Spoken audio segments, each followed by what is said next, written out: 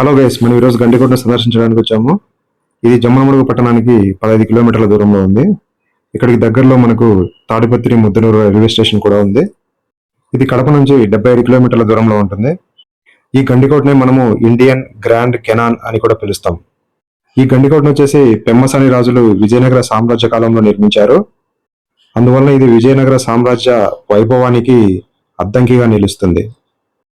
ఈ గండికోట ప్రదేశము పర్యాటక ప్రదేశంగా బాగా డెవలప్ అయింది. సో ఇక్కడ మనకు హోటల్స్ కూడా అవైలబిలిటీలో ఉన్నాయి. సో మనకు హరిత హోటల్ అని చెప్పేసి మనకు గవర్నమెంట్ వాళ్ళు మెయింటైన్ చేస్తున్న ఒక హోటల్ అయితే ఉంది.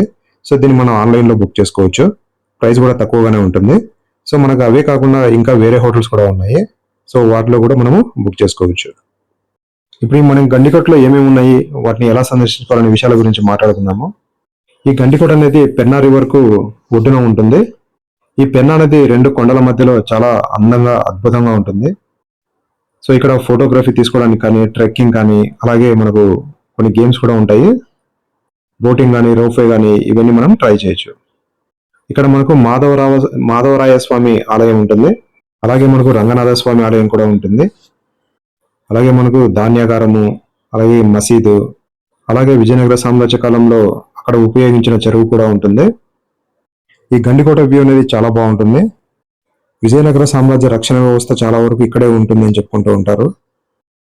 విజయనగర సామ్రాజ్యం తర్వాత దీన్ని మొఘలులు పాలించారు. సో మొఘలుల తర్వాత బ్రిటిష్ వాళ్ళు కూడా పాలించారు.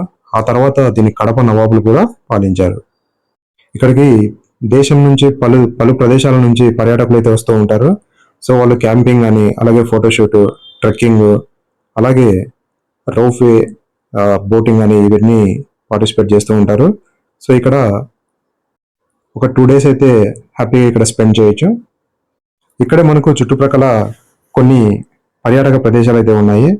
సో ఇక్కడ గండికోటతో పాటు బెలూన్ గుహలు, అలాగే అగస్తేశ్వర స్వామి కోన, అలాగే గురప్ప స్వామి కోన, మైలవరం డ్యాము, అలాగే హంసల కోన, సో వీటిని కూడా మనము సందర్శించుకోవచ్చు.